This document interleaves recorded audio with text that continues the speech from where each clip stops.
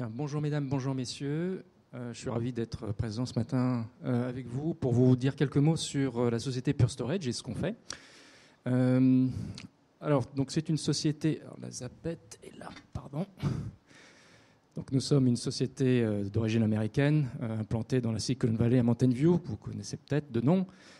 Nous sommes éditeurs de logiciels et constructeurs de plateformes de stockage de données modernes, qui en très peu de temps, en quelques années, s'est imposé comme un des leaders, des principales marques, si vous voulez, de plateformes de données dans le monde. Voilà. Donc j'ai eu le plaisir même de croiser quelques clients dans la salle, et puis certains d'autres peut-être en cours d'études.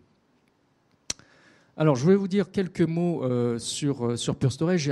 Quand un nouvel acteur s'implante et il essaie de faire une place parmi des gros du marché, il n'y a pas de miracle. Il faut de l'innovation, à la fois technologique et sur les modèles commerciaux, pour pouvoir être assez disruptif, que les sociétés prennent un risque.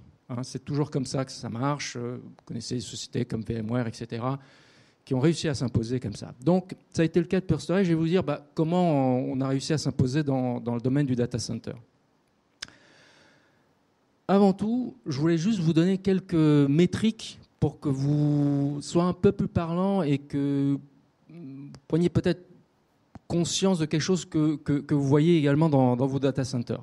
Premièrement, les périphériques de stockage vont de plus en plus vite. On parle de flash, de mémoire, etc. Mais je voulais juste vous donner un métrique. En à peine 13 ans, on a réussi à augmenter les performances par 200. On va 200 fois plus vite en à peine 13 ans. Okay, donc là, je vous parle de matériel commun que tout le monde peut acquérir. Donc, ce n'est pas une solution propriétaire à Pure Storage. Donc, 200 fois plus vite en 13 ans.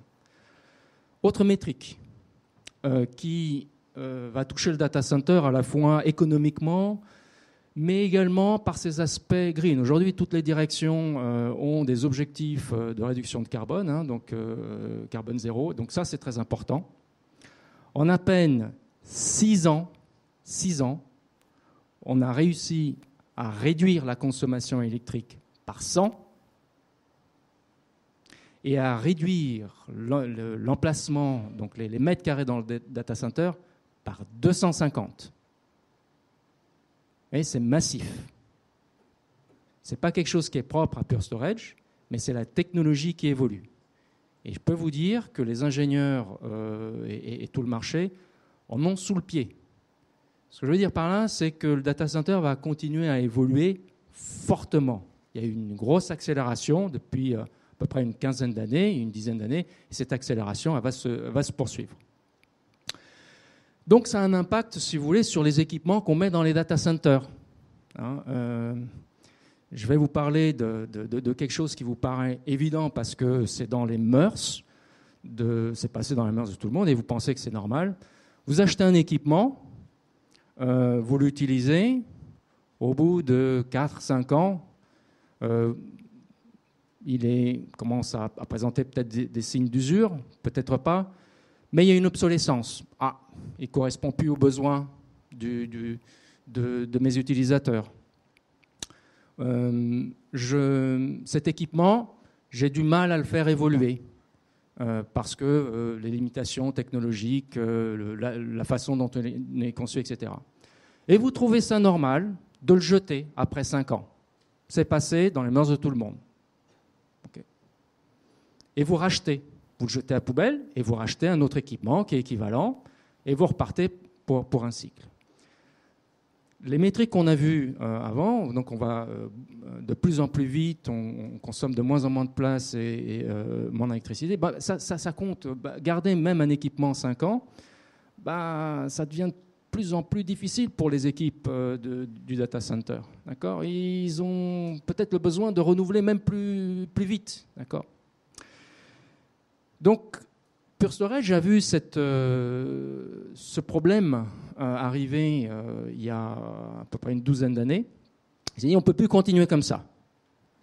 Donc l'incidence au niveau opérationnel, économique et écologique est trop forte, trop importante pour laisser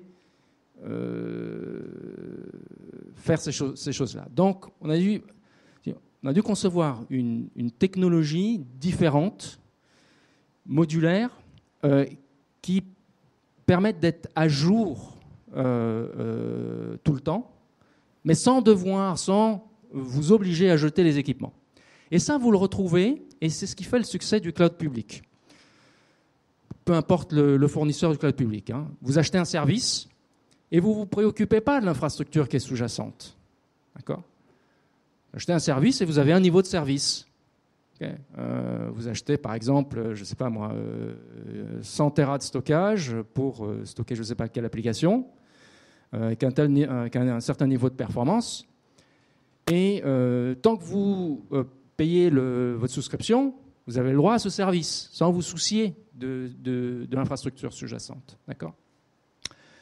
C'est un peu ce modèle-là qu'on a voulu reprendre parce que ça a fait le succès du cloud public.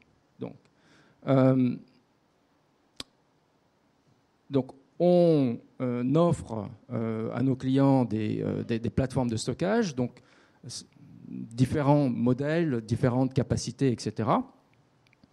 Vous faites l'acquisition comme d'habitude, si vous voulez rester on-prem, vous faites l'acquisition d'un équipement. Mais la différence, c'est que on estime que vous dépensez déjà assez d'argent dans la maintenance annuelle, mais la gestion de l'obsolescence n'est plus à votre charge. Ça devient la responsabilité du constructeur. Donc, le constructeur, il se débrouille, donc en l'occurrence Pure Storage, pour vous maintenir une plateforme qui est toujours à jour et qui va vous faire bénéficier de l'évolution technologique, et ce, à un coût économique qui est capé. Donc c'est ça la révolution. Donc vous faites l'acquisition en 2020 d'un équipement, et il se peut que la technologie évoluant, on a besoin de changer par exemple les CPU dans 36 mois. Bien, on va les changer. Vous avez besoin d'une capacité supplémentaire dans 4 ans. C'est une hérésie de vous vendre des tiroirs supplémentaires alors que vous avez vu la réduction d'espace et la consommation électrique. Donc, vaut mieux décommissionner certains modules qui sont devenus obsolètes et les remplacer par des nouveaux technologiquement. Les modules qu'on a remplacés vont être réutilisés, ont une seconde vie, un second marché, donc on ne les jette pas à la poubelle. Et c'est un win-win. On stocke moins de pièces dans nos dépôts, ça nous coûte moins cher, et on répercute cette baisse de coût sur les coûts de maintenance. Et ce qui nous fait de telle sorte en fait, que les clients ne voient pas les coûts de maintenance augmenter. Voilà.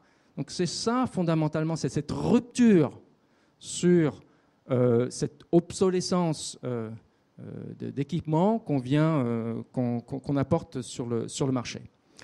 Alors j'ai dit au début éditeur de logiciels et constructeur de plateformes. Donc on intervient aussi bien ici on-prem, donc vous pouvez avoir des data centers, il y a des clients qui ne sont pas du tout cloud public, comme on l'a vu tout à l'heure dans l'enquête. Il y a aussi quelques clients rares qui sont complètement dans le cloud public. Donc, en tant que fournisseur, on se doit d'offrir des solutions pour tous les clients. C'est notre devise. Donc, tout ce qu'on fait on-prem, on fait exactement les mêmes solutions donc en termes de logiciels dans le cloud public. Et ça vient s'utiliser sur l'infrastructure du cloud public. Mais c'est la même solution, c'est la même façon d'opérer. Ici, donc même technologie, c'est la même façon d'opérer, peu importe que l'équipement soit on-prem, dans son data center ou dans le cloud public. Ce qu'on a rajouté en plus, c'est le modèle commercial, c'est-à-dire que c'est la même façon d'acheter. Vous achetez vos fameux 100 Tera, vous nous dites, je vais commencer avec 100% on-prem, mais dans le futur, dans 6 mois ou dans 1 an, il se peut que je bascule un petit peu Dans le cloud public, pas de souci. Bien, dans 6 mois, les 100 Tera on-prem deviennent 70 Tera et vous avez besoin de 30 Tera dans le cloud public.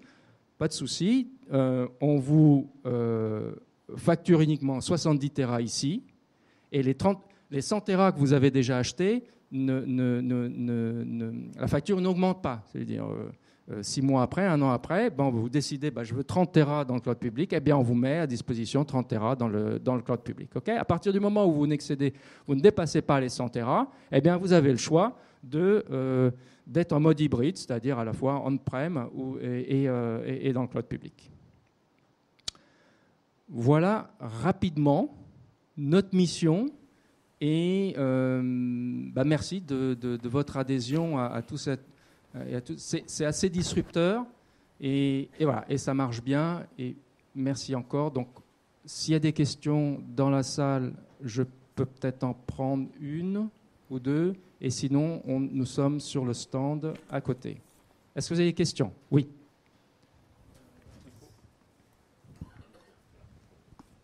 Un, deux.